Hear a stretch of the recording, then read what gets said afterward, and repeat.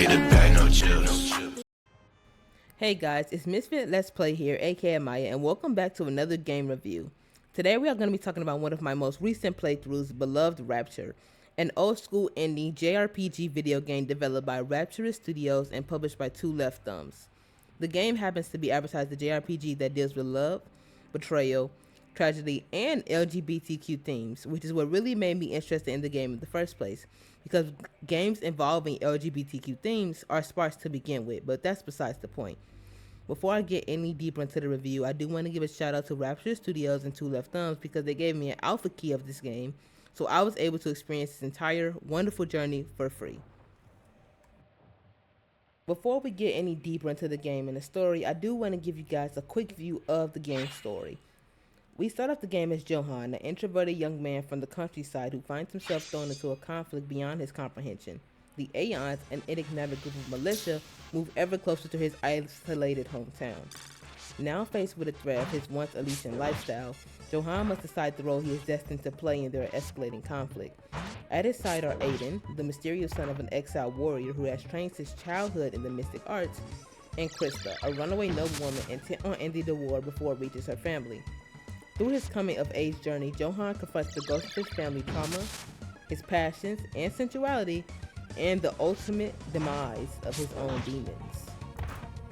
Continuing on, let's talk about the pros of the game. Pro number one, the theme of the game powers through as you play and isn't lost or forgotten in translation as you progress through the story. Life can be hard and unfair, and most times the odds are stacked against you. But just like Johan, with a support system and the will to move forward, you are able to find success through all that hardship and pain. Beloved Rapture conveys this message beautifully. And I do mean beautifully. Pro number two would be the game's party system and its battle dynamics. I love the bonds and banter between the party, especially Crysta, and how she always supported whatever Johan and Aiden wanted to do. I enjoyed the team's banter and how they all didn't mesh well together at first because that's realistic.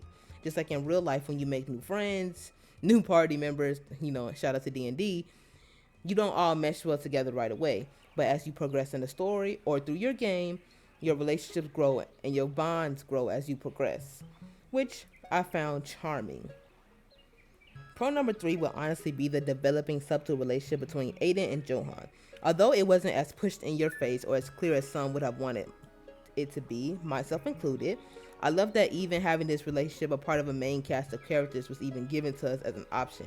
It makes ways for future games and developers. Just like in real life, you don't have to be afraid to show who you love and who you are as a person. And I feel like that was done perfectly in this game.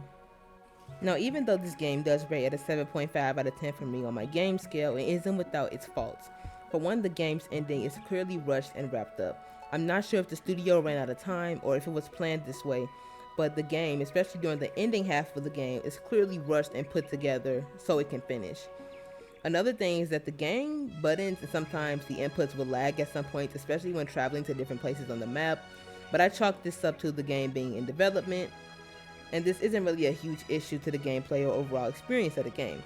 The only other problem, or let's say true dislike I had with the game, was its finale.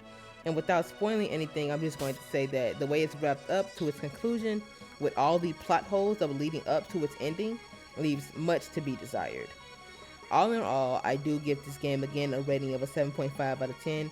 I still do think, even though the game has small issues and has a rushed ending, that the game is worth the playthrough, and I hope that there are more games developed from the studio that I can play in the future. As always, I hope you guys enjoyed today's video. Tell me if you've played this game below in the comments and what you think about it.